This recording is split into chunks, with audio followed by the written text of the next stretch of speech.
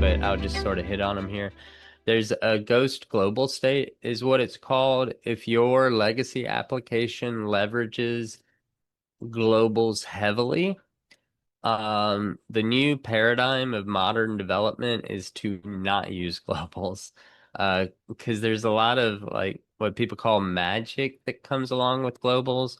Um, if I'm a developer and I'm working in a script and I suddenly run across a global that's being used, where is that global defined? How many places is it touched?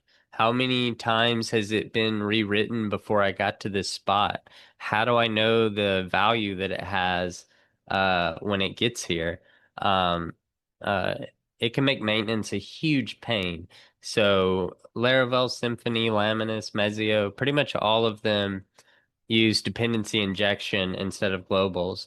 So again, if you're using globals heavily, come up with a strategy to replace those with either dependency injection or configuration, because all these frameworks also have configuration files where you can lay out like constants that you can use throughout your application. Um, Shared in memory session disconnects. I kind of already covered this with the auth and the sessions area. Just move to something like Redis so that all your session data is kept in a shared database that both applications can access.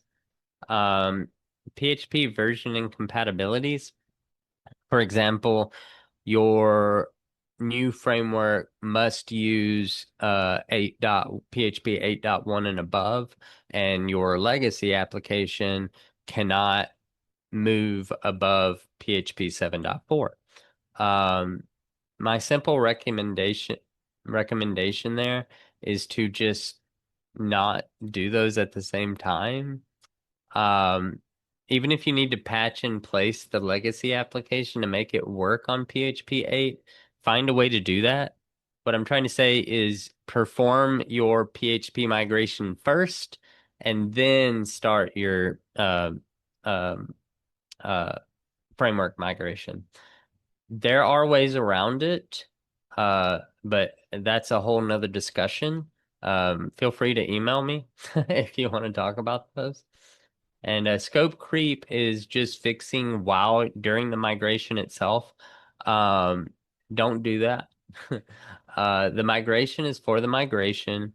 I know that every developer wants to leave code better than they started with. However, that's for another time. Uh, Focus on completing the migration, maybe make a note of places that you can clean up and fix, and come back to that after the fact. You want to get the migration done as quickly as possible, so that you are at a place where you're secure and modern, and then you can start to clean things up.